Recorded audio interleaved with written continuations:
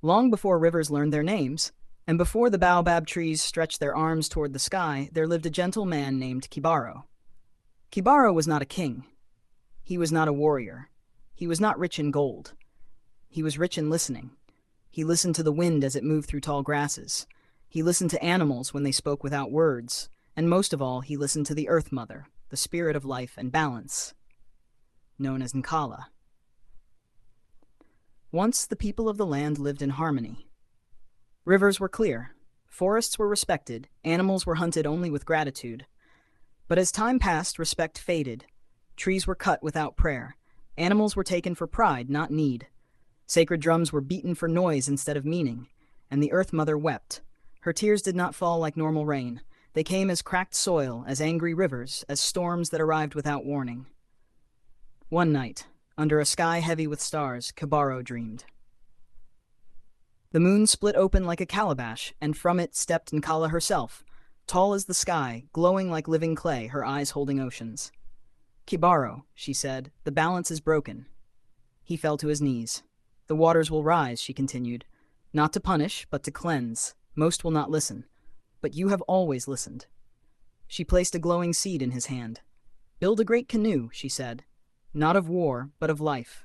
Gather the creatures of the land, 2 of each kind. When the waters come, protect what must live again." Soft heartbeat sound. Kibaro awoke, trembling. The seed was still warm in his palm. At sunrise, he went to the village council and told them everything. They laughed. "A canoe to carry the world," one elder scoffed. "The rains come every season," another said. "You dream too much, Kibaro." But Kibaro did not argue. He walked into the forest, planted the glowing seed, and sang an ancient song his grandmother taught him.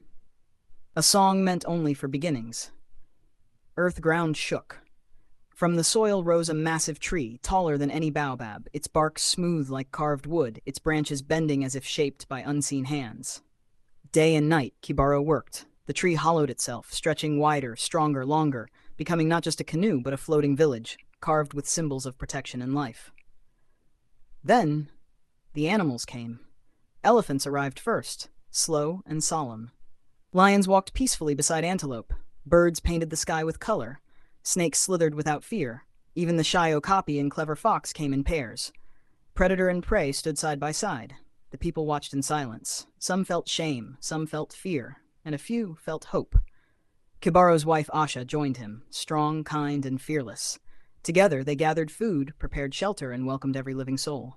Then, one morning, drums stopped suddenly. The air grew heavy. Clouds stacked upon clouds. The sun vanished. The first drop of rain fell. Deep, like the earth itself was sighing. Rain poured for days. Rivers swallowed villages. The ground disappeared beneath rushing water. Panic spread like fire. As the great canoe lifted from the earth, Kibaro stood at its entrance, calling out, "Come!" he cried. "There is still space!" Some ran to him. Others clung to rooftops, refusing to believe. The waters rose. The canoe drifted free, guided by unseen hands. Inside, the world lived. Monkeys played to ease fear. Griots told stories through the long nights. Asha spoke gently to the animals, reminding them they were safe. For 40 days and 40 nights, the rain sang its sorrowful song. Then, silence. The canoe drifted across a new world. No paths, no borders, only water reflecting the sky. One morning, Kibaro released a sunbird. It did not return. Days later, he released a crow. It flew away and stayed gone. Finally, he released a white egret. It returned, carrying a green leaf. Land had risen.